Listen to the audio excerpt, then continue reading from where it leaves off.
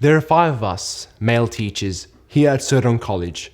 9 sisters, 11 female lay teachers, 5 of us and hundreds of girls, from all cultures. Western Sydney is the migrant heartland of Sydney, and Sydney just keeps growing and growing. It's my first placement as a teacher. Science and religion. I see nothing conflicting in that. They go hand in hand. Sister Aquinas is the headmistress. She lets me call her Joan. One very smart lady. Surdon is named after the birthplace in France of the Mara sisters. The school opened a decade ago, in 1961. Catholic parents in Maryland were desperate to have a secondary schools for their girls, and they agitated enough that it happened. People power. Catholic voice. I'm the first university graduate from my family. My graduation photo is plastered all over my parents' lounge room. My parents arrived here in Western Sydney from Lebanon after the war. They were sponsored by the Aussie soldiers Dad helped when they drove the Germans and Vichy French government out. They helped make Lebanese independence happen. My father remembers the first time he saw Australian soldiers in his village. They shared a beer with him. He liked them and they liked him. It made sense to Dad that this is where he could grow a life. Sadly, it's not the most stable place to be at the moment, Lebanon. There's lots of civil unrest.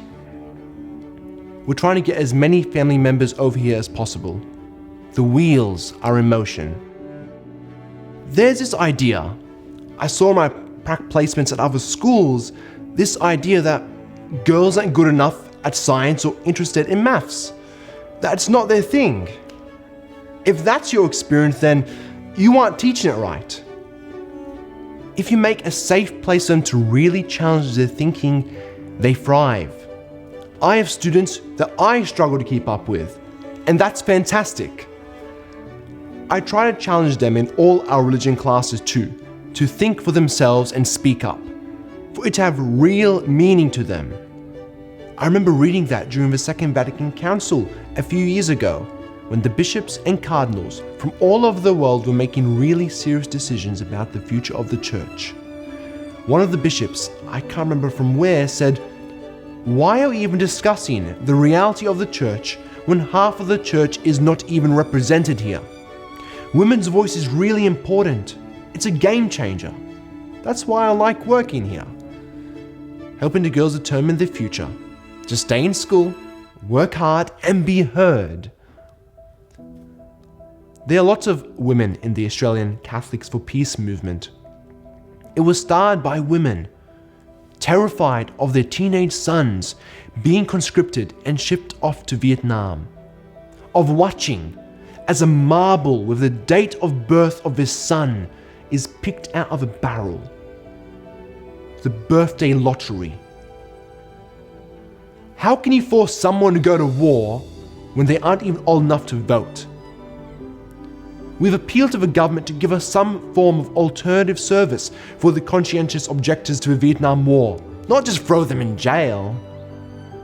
Last year we were at the moratorium demonstration in front of Sydney Town Hall. There were 30,000 of us. It's a cruel, unjust, corrupt war. It's unchristian. People have to remember that right at the beginning of all this war in Southeast Asia, Pope Paul compelled men to lay down their arms. Remember that he said, "We cried to them in God's name to stop." Remember that? We have done a lot of crying, a lot of compelling. We want to educate people on peace, the way of Jesus. We are turning the corner. Change is coming. The face of his country is changing. New cultures, all assimilating. We're on the way of getting rid of the White Australia policy, and it can't be too soon. What's going to happen to all the Vietnamese families we have dispossessed?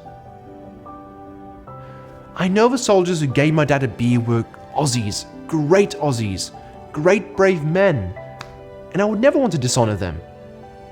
But there are other types of Aussies too, all around us. I may have one foot in Lebanon and another in Australia. But I know who I am. It's a great time to be alive, to make a difference. What do you think?